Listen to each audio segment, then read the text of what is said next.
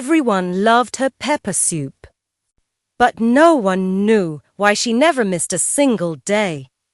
Not when her best friend died. Not when her lover was buried. Not when rain flooded the road or thunder, Amanda cooked. Because once you stop feeding the spirits with soup, they don't ask politely for forgiveness. They come for something deeper. Amanda had soft hands, smooth skin, and a mirror she loved more than anything in the world.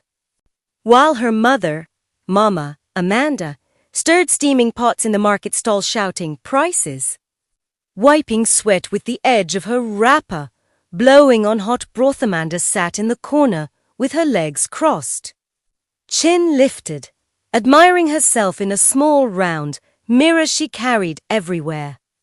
Come and learn how to clean intestine. Mama Amanda would shout over the bubbling pot. Amanda wouldn't even look up.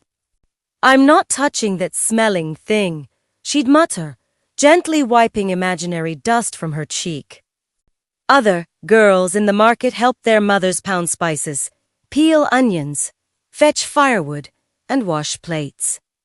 Amanda only smiled and said, I'm not meant for this kind of life. Mama Amanda ran one of the oldest pepper soup stalls in the area. People called her Madam Bonesoft because her soup could soften even the toughest goat meat.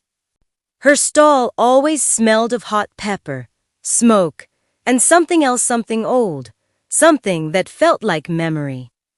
She always cooked alone, and Amanda never asked why. She didn't know the ingredients.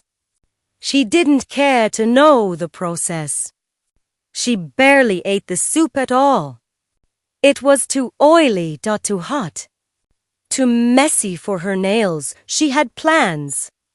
I'll marry a rich man, she whispered to her reflection while rubbing lip gloss on her lips. Or I'll become famous online. I won't suffer like this. But fate doesn't care about mirrors or lip gloss. Fate arrived with a funeral. The day Mama Amanda died, the air around their home changed. No morning smoke from the backyard.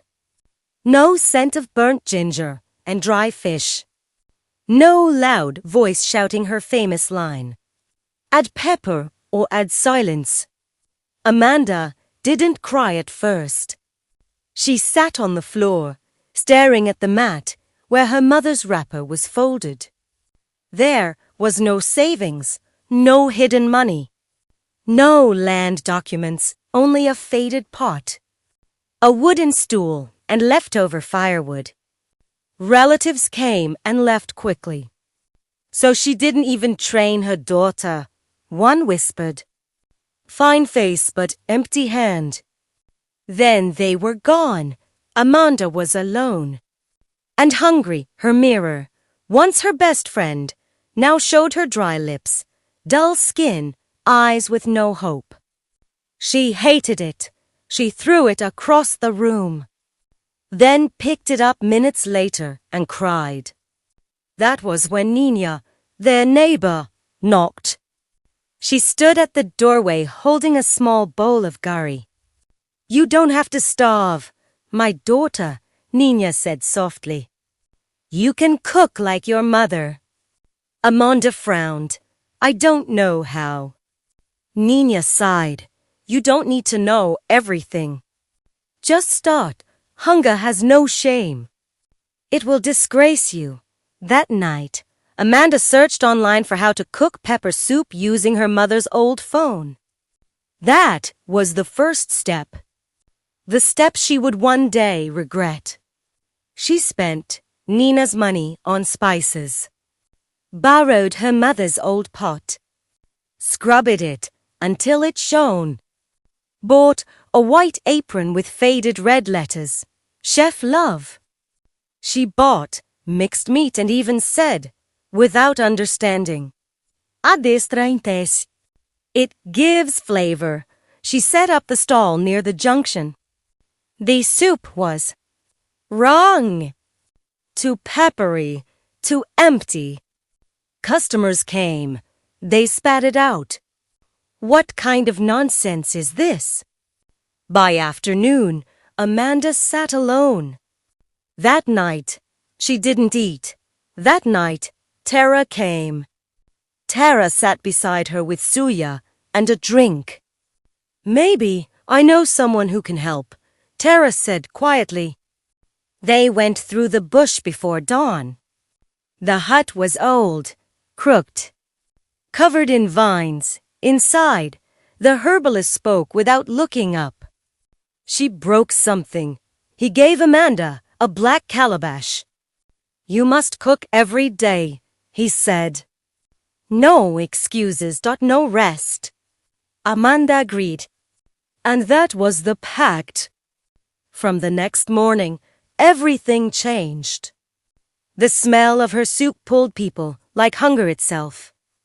By noon, queues stretched across the road. Money flowed. People smiled strangely after eating. Amanda became the pepper soup princess. And then Daniel arrived, kind, gentle, soft-spoken. Love found her while danger watched.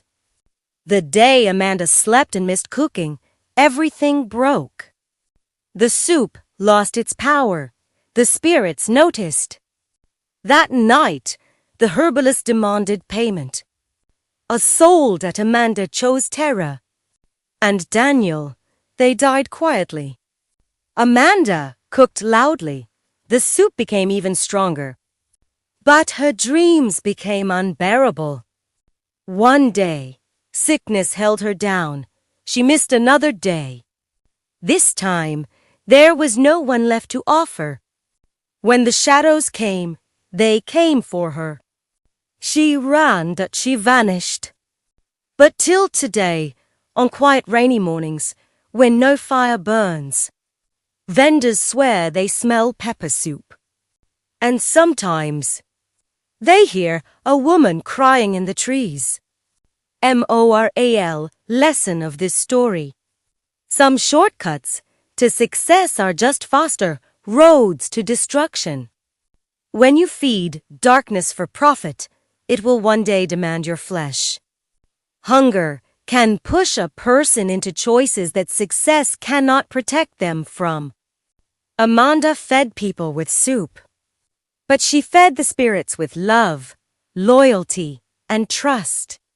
And when they finished eating, they came back for her.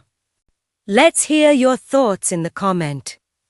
If this story gave you chills, don't forget to like, share, and subscribe for more haunting African tales.